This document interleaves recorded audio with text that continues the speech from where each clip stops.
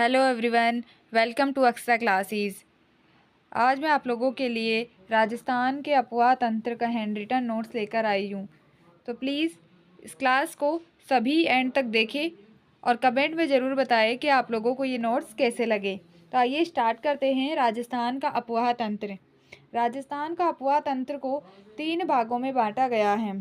पहला है आंतरिक अपवाह तंत्र, दूसरा बंगाल की खाड़ी का अपवाह तंत्र और तीसरा है अरब सागर का अपवाह तंत्र। जो आंतरिक अपवाह तंत्र है वह सबसे ज़्यादा पार्ट बनाता है अपवाह तंत्र का। लगभग 60% भाग या 60% भाग जो है वह आंतरिक अपवाह तंत्र बनाता है। इसके बाद बंगाल की खाड़ी का अपवाह तंत्र है जो 23 से 24% जो है बंगाल की खाड़ी का अपवाह तंत्र बनाता है और 16 से 17% जो है वह अरब सागर का अपवाह तंत्र बनाता है। इस प्रकार से जो है राजस्थान के अपवाह तंत्र को 3 भागों में बांटा गया है। आंतरिक अपवाह तंत्र, बंगाल की खाड़ी का अपवाह तंत्र और अरब सागर का अपवाह तंत्र। अब हम तीनों को एक एक करके पढ़ेंगे। तो सबसे पहले आज हम देखेंगे आंतरिक अपवाह तंत्र। अब इससे पहले आंतरिक अपवाह तंत्र को देखने से पहले हम इसके बारे में या नदियों के बारे में कुछ महत्वपूर्ण तथ्य देख लेते हैं। जैसे सर्वाधिक नदियों का उद्गम की बात करें तो कहाँ से होता है? उदयपुर से होता है। और सर्वाधिक नदियों का बहाव चित्तौड़ के अंदर है। और संभाग कौन सा है? कोटा है, जहाँ सर्वाधिक नदियों का उद्गम होता है। तो वहाँ कौन सा संभाग आता है? कोटा संभाग में सर्वाधिक नदियाँ जो है वह कोटा संभाग में बहती हैं। नदी विहीन झीलें कौन कौन से हैं? तो हमारे बीकानेर, फलोदी जो झीलें हैं वह जो है नदी विहीन झीलों में आते हैं, यानी कि इसमें कोई भी नदी नहीं बहती है इन झीलों में। नेक्स्ट रखते हैं हमारा सबसे कम नदियों वाला संभाग। सबसे कम नदियाँ जो है वह बीकानेर संभाग के अंदर बहती हैं। और नेक्स्ट हम देखते हैं कि सबसे लंबी नदी की बात करें तो चंबल नदी जो है वह सबसे लंबी नदी है। नेक्स्ट देखिए तो पूर्ण बहाव के आधार पर सबसे लंबी नदी की बात करें, जो पूर्ण बहाव के आधार पर कैसे, जो केवल राजस्थान के अंदर ही बहती हैं, ऐसी नदी है राजस्थान में ही बहती है। उनमें सबसे लंबी की बात करें तो बनास नदी आती है। राज्य में 12 मासी नदियाँ की बात करें जो कि 12 महीने बहती रहती हैं, चंबल और माही आती हैं। नेक्स्ट है आंतरिक अपवाह तंत्र की सबसे लंबी नदी, यानी अब हम बात कर रहे हैं कि आंतरिक अपवाह तंत्र की सबसे लंबी नदी जो है वह घग्गर आती है। वैसे चंबल नदी, यानी कि तीनों तंत्रों की बात करें, बंगाल की खाड़ी का या फिर अरब सागर में, तीनों को मिलाकर तो सबसे लंबी चंबल आती है। लेकिन खाली अपन अगर आंतरिक अपवाह तंत्र की ही बात करें तो सबसे लंबी घग्गर देखी गई है। पूर्ण बहाव के आधार पर आंतरिक अपवाह तंत्र की सबसे लंबी नदी की बात करें तो कांतली नदी आती है। इसके बाद आंतरिक अपवाह तंत्र की सबसे छोटी नदी की बात करें तो काकनी नदी जो है वह सबसे छोटी नदी है आंतरिक अपवाह तंत्र की। अब हम आंतरिक अपवाह तंत्र के बारे में विस्तार पूर्वक देखते हैं कि कौन सी नदी कहाँ से बहती है, कहाँ जाकर के विलुप्त होती है, कितनी उसकी लंबाई है, इन सभी के बारे में विस्तार पूर्वक देखेंगे। सबसे फर्स्ट आता है आंतरिक अपवाह तंत्र, जो कि अपवाह तंत्र का लगभग 60% भाग बनाती है। सबसे ज़्यादा एरिया कवर करती है आंतरिक अपवाह तंत्र वाली नदियाँ, जिसमें पहली नदी है हमारी घग्गर नदी। घग्गर नदी यह आंतरिक अपवाह तंत्र की सबसे लंबी नदी है। हमने देखा था कि आंतरिक अपवाह तंत्र की सबसे लंबी नदी कौन सी है? घग्गर नदी है। इसका उद्गम शिवालिक की पहाड़ियों हिमाचल प्रदेश से होता है। ठीक है, शिवालिक की पहाड़ियों से होता है और ये विलुप्त होती है सामान्यतः भटनेर दुर्ग हनुमानगढ़ के पास जाकर ये विलुप्त हो जाती है और अंतिम रूप से फोर्ट अब्बास पाकिस्तान तक ये जाती है। किससे? पाकिस्तान तक जाती है अंतिम रूप से। वैसे तो ये कहाँ पे विलुप्त जाती है? हनुमानगढ़ के पास ही विलुप्त जाती है, लेकिन फिर भी धीरे धीरे होते हुए अंतिम रूप से हम बात करें अगर बहाव तेज हो तो ये जाकर कहाँ विलुप्त होती है? फोर्ट अब्बास पाकिस्तान के अंदर। इसके बाद हम देखते हैं कि इसके बहाव की झीलें कौन कौन सी झीलों से होकर यह बहती है। तो ये हनुमानगढ़ राजस्थान के और गंगानगर से होती हुई जाती है और पाकिस्तान तक जाकर विलुप्त होती है। उपनाम है इसको और क्या क्या नाम से हम जानते हैं तो इसे नट नदी, द्वेशवती नदी, सोहता नदी, मृत नदी, हकरा नदी, राजस्थान का शोक और सरस्वती नदी भी कहते हैं। सिंधु घाटी सभ्यता में इसे सरस्वती नदी के नाम से भी जानते थे। अब इसे पूछ लेते, कई बार एग्जाम में आता है राजस्थान का शोक कौन सी नदी को कहा जाता है, तो घग्गर नदी को कहा जाता है। ये उपनाम जो है बहुत ही महत्वपूर्ण होते हैं क्योंकि अक्सर एग्जाम में ऐसे क्वेश्चन पूछ लिए जाते हैं। अब हम इसका डायग्रामेटिकली रिप्रेजेंटेशन देख लेते हैं कि इसका बहाव और उद्गम कैसे हो रहा है। तो इसका जो उद्गम है वह शिवालिक की पहाड़ियाँ हिमाचल प्रदेश से होता है। फिर ये जो है टिब्बी हनुमानगढ़ से राजस्थान में प्रवेश करती है। राजस्थान में प्रवेश कहाँ से करती है? टिब्बी हनुमानगढ़ से राजस्थान में प्रवेश करती है। और हनुमानगढ़ गंगानगर से होती हुई ये फोर्ट अब्बास पाकिस्तान में जाकर विलुप्त हो जाती है।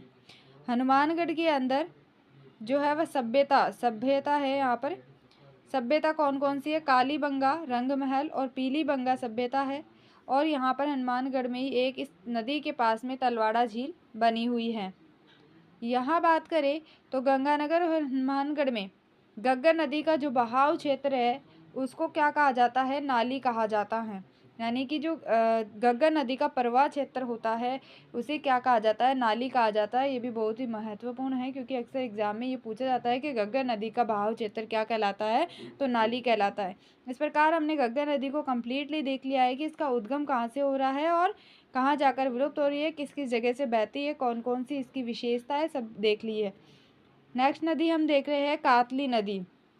कातली नदी जो है वह आंतरिक अपवा तंत्र की पूर्ण बहाव के आधार पर सबसे लंबी नदी है। घग्गर नदी वैसे सबसे लंबी नदी थी, यानी कि इसका उद्गम दूसरी राज्य से हो रहा था, पर अगर राजस्थान की ही बात करें तो पूर्ण बहाव के आधार पर सबसे लंबी नदी हमारी कातली नदी, जिसकी 100 किलोमीटर लंबी है।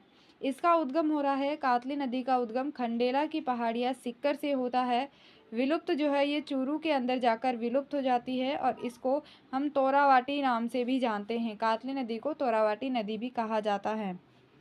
इसका डायग्रामेटिकली देखते हैं। उद्गम जो है वह खंडेला की पहाड़ियाँ सिक्कर से होता है। ये सिक्कर नीम का थाना, झुंझुनू और चूरू में जाकर विलुप्त हो जाती है।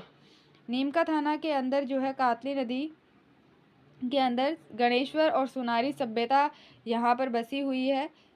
नीम के में कातली नदी का जो बहाव क्षेत्र है वह तोरावाटी कहलाता है, इसीलिए इस नदी का अन्य नाम तोरावाटी नदी भी है। झुंझुनू बीड़ यहाँ नदी का उबड़ खाबड़ भाग है। झुंझुनू में जो बीड़ क्षेत्र है यहाँ पर नदी का उबड़ खाबड़ सा भाग आता है। इस प्रकार हमने कातली नदी को भी कम्प्लीटली देख लिया है कि खंडेला की पहाड़ियों से इसका उद्गम होता है और चूरू में जाकर ये विलुप्त हो जाती है और इसकी क्या क्या विशेषताएं हैं। अब हम नेक्स्ट नदी देखते हैं, रूपारेल नदी, जिसका अन्य नाम है वराह नदी और लसवारी नदी। रूपारेल नदी को हम वराह नदी और लसवारी नदी भी कहते हैं। इसका उद्गम जो है वह उदयनाथ की पहाड़ियों से होता है। उदयनाथ की पहाड़ियों से अलवर के बाद डीग, डीग से भरतपुर होते हुए ये भरतपुर में मोती झील में जाकर विलुप्त हो जाती है। मोती झील का निर्माण की बात करें तो महाराजा सूरजमल जाट ने मोती झील का निर्माण करवाया था। डीग में डीग का किला और डीग के जल महल भी इस नदी के किनारे बने हुए हैं।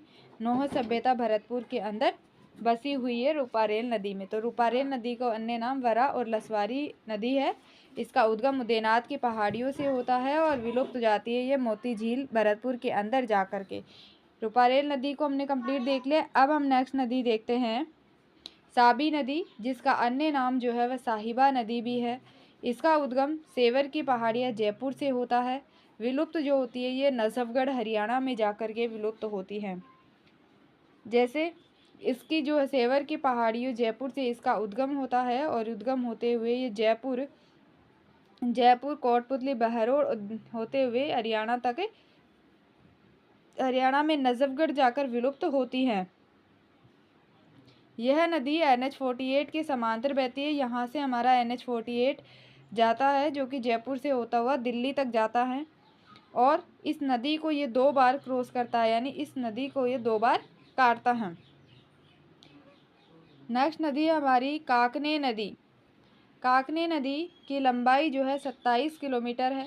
अन्य नाम इसको मसूरदी नदी भी कहते हैं। काकने नदी का अन्य नाम क्या है? मसूरदी नदी। यह आंतरिक अपवा तंत्र की सबसे छोटी नदी है। तो सबसे छोटी नदी कौन सी हुई? काकने नदी, जिसका उद्गम कोटड़ी की पहाड़ियों जैसलमेर से होता है। कहाँ पर है ये नदी? जैसलमेर के अंदर है, याद रखना। कहाँ पर है? जैसलमेर में। तो इस नदी का उद्गम कोटड़ी की पहाड़ियाँ जैसलमेर में है। थोड़े दूर जाने के बाद ये भुज झील का निर्माण करती है। कौन सी झील का? भुज झील का। ठीक है, भुज झील का निर्माण करती है और भुज झील का निर्माण करते हुए फिर भुज झील से आगे जाती है और मीठी झील है जैसलमेर में ही, वहीं पर यह विलुप्त हो जाती हैं। इस प्रकार काकनी नदी सबसे छोटी नदी होती है क्योंकि ये खाली जैसलमेर में ही बह रही है। नेक्स्ट है हमारी काकुंड नदी भरतपुर में, जिसका उद्गम जो है बंसी बुहानपुर की पहाड़ियों से होता है और भरतपुर के अंदर ये जाकर के बंद बैरटा बांध का निर्माण करती हैं। नेक्स्ट है हमारी कुछ नदियाँ हैं जो कि सांभर झील में आकर विलुप्त हो जाती है। जैसे पहली हमारी मैंथा नदी, जिसका उद्गम मनोहरपुर की पहाड़ियाँ जयपुर से होता है और वह सांभर झील में आकर विलुप्त हो जाती हैं। इसके बाद खारी नदी, ये भी जो है वह सांभर झील में आकर विलुप्त जाती है। खंडेला नदी भी आंतरिक अपुआ तंत्र की ही नदी है जो कि सांभर झील में विलुप्त होती है। रूपनगढ़ नदी, जिसका उद्गम किशनगढ़ की पहाड़ियाँ अजमेर से होता है, ये भी सांभर झील में विलुप्त जाती है। रूपनगढ़ नदी अजमेर के पास सैलेमाबाद नाम का एक नगर है जहाँ पर निम्बार्क संप्रदाय की प्रधान पीठ है। अभी सैलेमाबाद का नाम बदल दिया गया और निम्बार्क संप्रदाय की प्रधान पीठ के साथ ही इसका नाम जो है वह निम्बार्क नगर कर दिया गया है। इस प्रकार ये चारों नदियाँ जो है सांभर में गिरने वाली नदियाँ है जो कि महत्वपूर्ण होती है। अक्सर एग्जाम में ये क्वेश्चन आता है कि निम्न में से कौन सी नदियाँ सांभर झील में गिरती है और कौन सी नहीं गिरती है। तो ये ध्यान रखना है हमको, ये चारों नदियाँ जो है वह सांभर झील के अंदर गिरने वाली नदियाँ हैं। इस प्रकार से हमने आज जो है वह आंतरिक अपुआ तंत्र से संबंधी शॉर्ट नोट्स या कंप्लीट डिस्क्रिप्शन हमने देख लिया है। नेक्स्ट वीडियो के अंदर हम देखेंगे अरब सागर का अपुआ तंत्र और बंगाल की खाड़ी वाला अपुआ तंत्र। तो क्लास कैसी लगी है इसके लिए कमेंट ज़रूर कीजिए और अगर अच्छी लगी हो तो लाइक, शेयर और सब्सक्राइब कीजिए। Thank you.